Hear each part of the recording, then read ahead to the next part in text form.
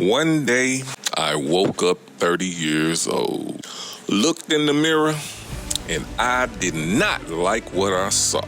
I was technically homeless, jobless, and damn near hopeless. But as usual, the Most High spoke to me. If you rob, kill, or steal, what would that do for your kids? And the answer was absolutely nothing. So I decided to join the army because my logic was, since I'm at war here now in St. Louis, Missouri, I might as well go with a team that's equipped and I'll get something out of it besides jail or dying broke. Y'all with me so far? Now the Most High know me so well, all praises up. When I thought I was going active, full army, I was actually signing up for the National Guard, which is what they call part-time. Once I realized it, I accepted it because if I wanted to go active, I could. Signing my life to the military meant full coverage insurance for my family, school money, home loans, and if I died, $400,000 would go to my family. So I felt I was doing the right thing at the moment. Now, that was a preface of what I'm about to talk about, which is the Soldierbyblood story. I headed to Fort Benning, Georgia, known for training infantrymen. At the time, one of the strictest and punishing bases.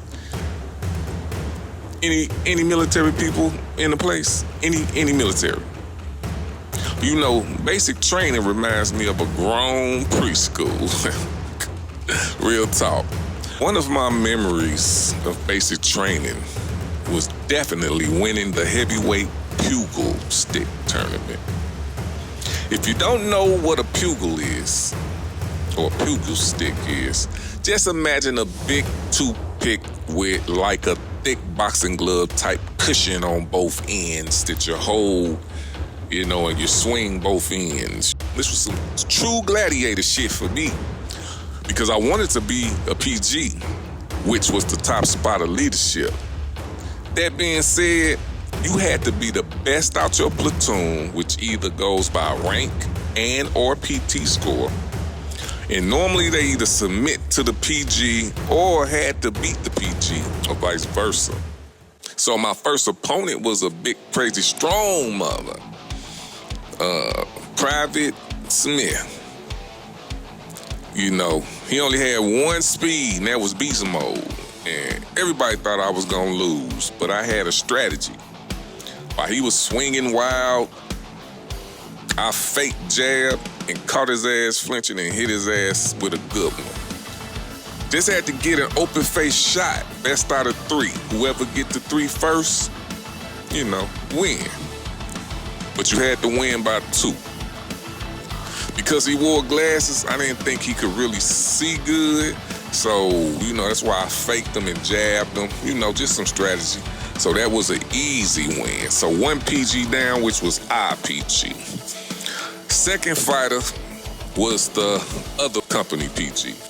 He actually rocked me, you know what I'm saying? He hit me with a good one, but, I still tore into his ass, And the last guy was this, 6'7", a dude from, France or Australia or wherever he was from. He ran faster than everybody. I don't know what it was about this guy that they didn't like, but when I was beating him, because he really didn't want none, he made it to the finals, but he didn't really want none. So, I was getting them and they was looking at me. I could tell by how they was looking at me, like, keep, and I'm like, nah, I already, I did what I ain't here to do all that.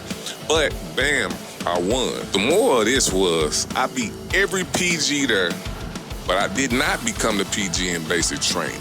But it definitely got me ready for AIT. AIT, Advanced Individual Training, 88 Mike Transportation Corps. We shipped Your ship, we escort, we drive everything. That's where we was going next after we completed basic training. My drill sergeant, Sergeant Beverly, asked what would I rank the experience doing basic training. I told him a B. He said, you wanted to be a PG, didn't you? I said, yep. He said, you will get it in AIT. And boy, was he right. First moment to seize leadership. So we pretty much free to do what we want because no one really took charge of us when we hit Fort Leonard Wood. We didn't have no one taking accountability or anything. We was pretty much dropped off at a bus at this building, and we just all went into the building. So I decided to call everyone to attention and get some answers. Now, just to let you know, I'm 30 looking 20, and I was an E2 private maggot. But to my surprise, they got information and followed my lead. And it felt sensational.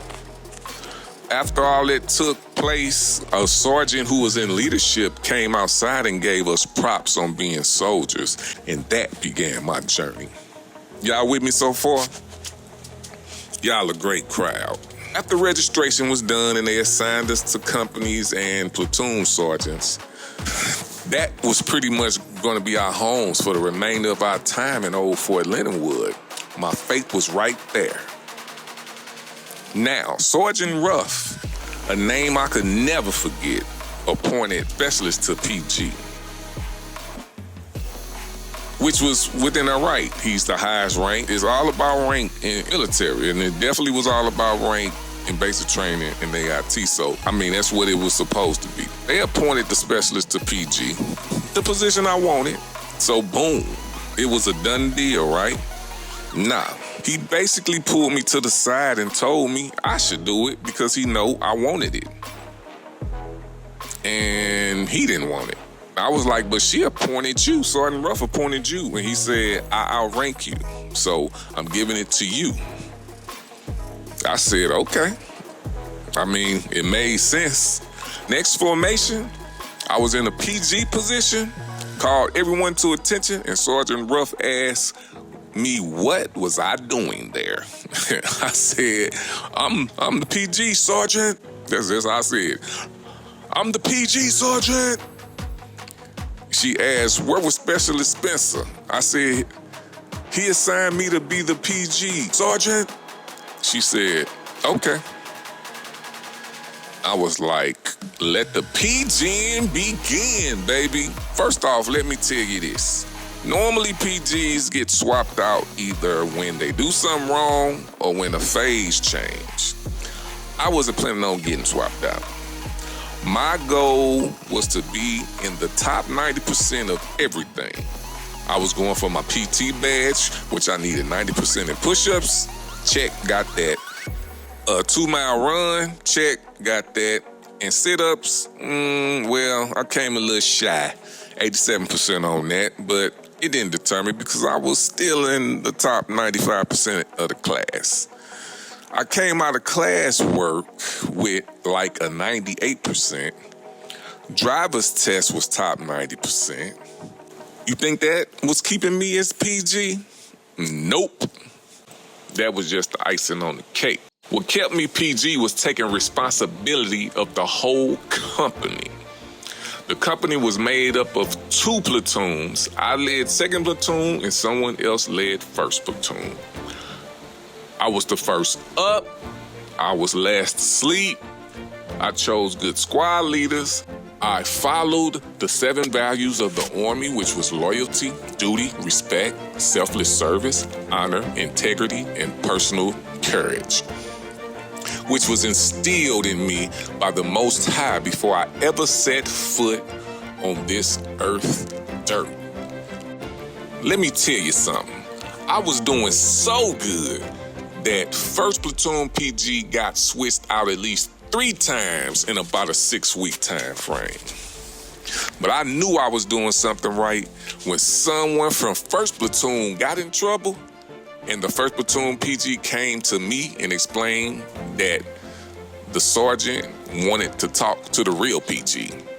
He was like, I'm the first platoon PG. She was like, nah, Private Larry, the real PG. So I went and took care of what she asked me to do.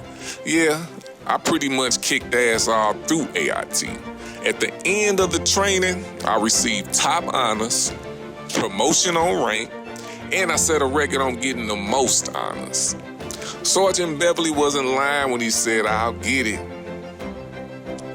Lesson, desire. If you don't have it, you not receptive. People not liking you, deal with it. At first, deal with it as fit. After that, deal with it as fit. Trials and tribulations are a blessing once you make it through. You can outlast the pain. And faith, believe in your higher power. It's real. Going through basic training in AIT confirmed something about me. I have what it takes to lead. So let's go. We all soldier by blood.